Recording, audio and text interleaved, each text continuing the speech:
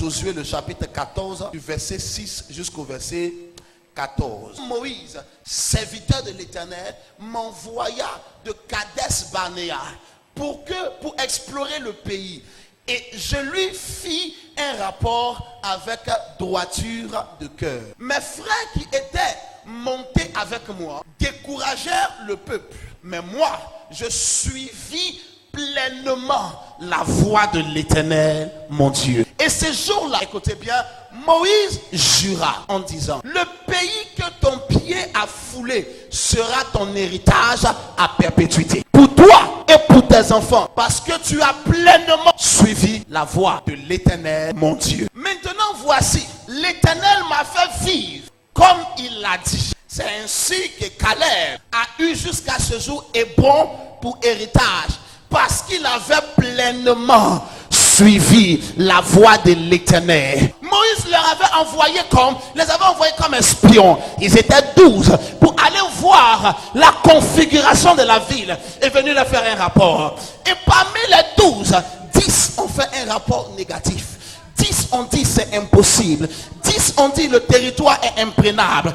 10 ont dit regarde, les géants sont là-bas et nous sommes à leurs yeux comme des sauterelles. Alors le peuple était dans l'agitation. Mais au nombre des 12, alors que 10 étaient pessimistes, deux d'entre eux, à savoir Josué et Caleb, ont dit il est vrai qu'il y a des géants, mais il est aussi vrai que l'Éternel a dit le pays il coule le lait et le miel. Nous avons vu le pays est dans l'abondance, et si l'Éternel est avec nous, les géants ne seront pas un frein à ce que nous possédions ce territoire.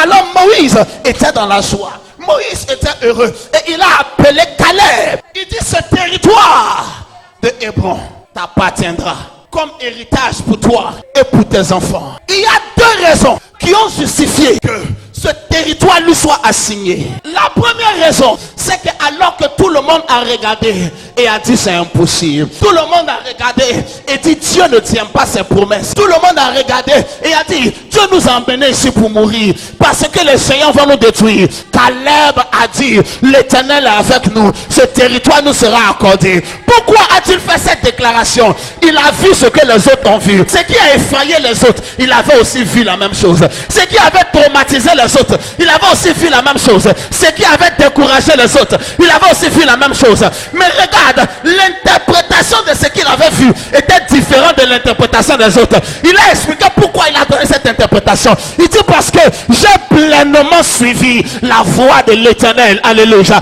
Je n'ai pas suivi la voie des réalités, j'ai suivi la voie de l'Éternel. Je n'ai pas suivi la voie qui me montrait que mes poches sont vides, qui me montrait que je ne peux jamais arriver, qui me montrait que Dieu n'est pas réel, qui me montrait que cette histoire d'église est de la plaisanterie. Il dit j'ai suivi pleinement la voie de l'Éternel. Bien aimé, plusieurs d'entre nous sont dans la maison de Dieu, mais nous ne suivons pas pleinement la voie de l'Éternel. Qu'est-ce que ça veut dire suivre la voie de l'Éternel? Y a-t-il un chemin sur lequel il faut marcher et qui nous montre que c'est la voie de l'Éternel? La voie de l'Éternel n'est pas un chemin extérieur, c'est un chemin intérieur. Il dit ceux qui le suivent, ils trouvent dans leur cœur des chemins tout tracés. Je peux marcher dans la misère, mais la voie de l'Éternel est dans mon cœur. Je ne me retournerai pas de cette voie. La réalité peut me montrer l'impossibilité de ma réalité, mais je veux suivre la voie de l'Éternel. Les gens ont abandonné Dieu.